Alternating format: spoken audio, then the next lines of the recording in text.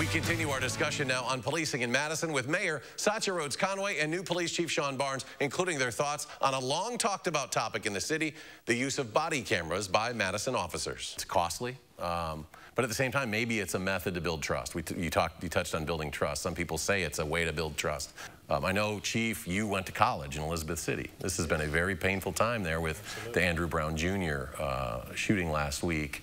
Where, again, body camera footage is central to the whole conversation. But what are your thoughts on that in this city, and how it might be a tool? Is it a tool to build trust? Yeah, it's just a tool. It is. But what builds trust is our relationship building, our communication, how we show up, our ability to listen and use procedural justice. But I've had a long history with body-worn cameras. Greensboro was the first department really in the country to give everyone body-worn cameras, and so we had them before Mike Brown and Ferguson.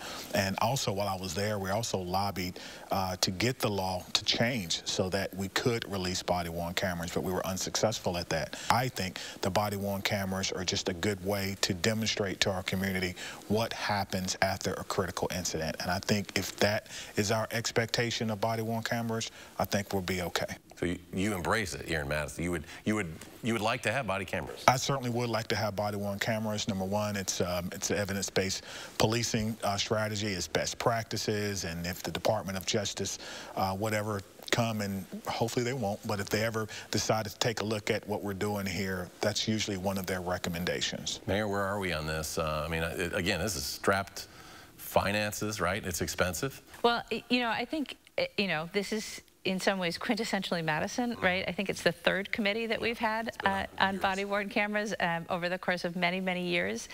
You know, I find myself a little agnostic. And I think it's interesting to me how the public narrative around this has changed. I think, you know, 5 years ago, 10 years ago, people would have said, absolutely, no question, we want them as tools of accountability. I think what we're hearing now from the community is something very different, that some of the most impacted communities are against having body-worn cameras. And so that to me is interesting, and I'm trying to understand that shift. I guess it's, you say leave aside the cost, but I can't.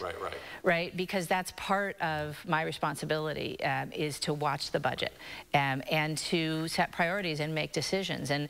And so it's not just the cost of the cameras, right? It's also the training that's involved. It's the cost of storing the footage. It's the cost of going back through that footage if we need to release some. It's a sort of substantial challenges both within the police department and frankly within our IT department. And I find myself wondering, do we want to spend our money and staff time on something that is primarily an after-the-fact accountability tool, or do we want to spend our time and money on something that would be a little more upstream and a little more about prevention than something that's after the fact? And I tend to lean always towards prevention, but this is a debate that we're going to have with the City Council. I honestly don't know where alders are on this. I think it's going to be a good conversation, and ultimately it will be up to the City Council if they want to move something forward or not. You know, a lot of these issues happen on pullovers, when people are pulled over. And the conversation I heard last week was, maybe we stop doing that. Is that anything that's maybe even in the realm of thought at this point in Madison? Well, you know, for any problem, if you reduce the frequency, you reduce the risk, right? If you want to lose weight, stop eating cheeseburgers, right? It's just kind of how it works. But does that really solve the problem, right? Is there an underlying issue? And so I have considered what we look like on traffic stops, right? So currently right now we're not stopping cars for the equipment violations, registration, things that are related to COVID and DMV not being open and things of that nature. I'm considering expanding that once we get out of COVID, and I'm also looking at data to see when and where and how we're actually pulling people over and where the racial disparities show up. For example, a lot of our racial disparities show up in people who have expired driver's license, which quite frankly is an issue between you and the DMV. What we're concerned about is traffic accidents, safe movement violations. And so we're looking at the data now to determine, do I need to change our SOPs so that we're focusing more on safe movement and not so much as registration? I think the answer is somewhere probably in the middle there, but certainly reach back out to me soon, and I'll certainly have a decision about that. I want to close on the issue of trust, right? Building trust, particularly between our communities of color.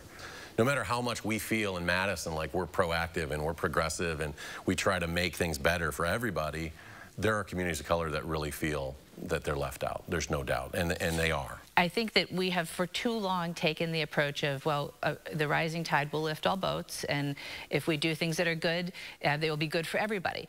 And that's not enough. We have to be more targeted, right? We have to not take an equality approach, but rather an equity approach. And I think the city has been doing a lot of work around this, but we, particularly as we come out of the pandemic, are really doubling down on supporting Black families, on supporting Black-owned businesses and other businesses owned by people of color, to try and focus on what are the barriers, what's causing the disparities, how do we build wealth in these communities, and how do we build, I guess, a sense of trust and belonging, that Madison is a place that cares what happens to our communities of color. We need to get beyond just being upset about the data and start acting on them. Chief Barnes, as a man of color coming from, you know, the South, how do you view Madison, and how can we build trust with our communities of color? Yeah, you know, I think every police chief in the country should be pondering this question all the time. It should be one of the things that keeps people up, it keeps me up at night. But, you know, I think for me, for this community, to begin to establish trust with all communities, not just with African-American communities, but there are many communities here in Madison that just don't feel that the police or that government in general is working for them. But I believe that it starts with civility. We have to be able to sit down and have a conversation with each other in a civil manner to get to the root causes of this issue. And people say, well, we talk all the time. Well, we're not going to stop there. But after we have that civil conversation, we have to determine what is it that we're willing to do. Like, what is the opportunity cost of not pulling people over for a taillight? Does that mean that maybe a drunk driver gets away? I don't know. So we have to figure out what that means. What is the calculation? What is the opportunity cost for changing the way we do things? And after we do that, we all have to agree with it. It has to be our consensus, and we have to hold each other accountable. One of the things that I'm doing with the recommendations that the mayor mentioned is I'm putting those recommendations into a strategic plan.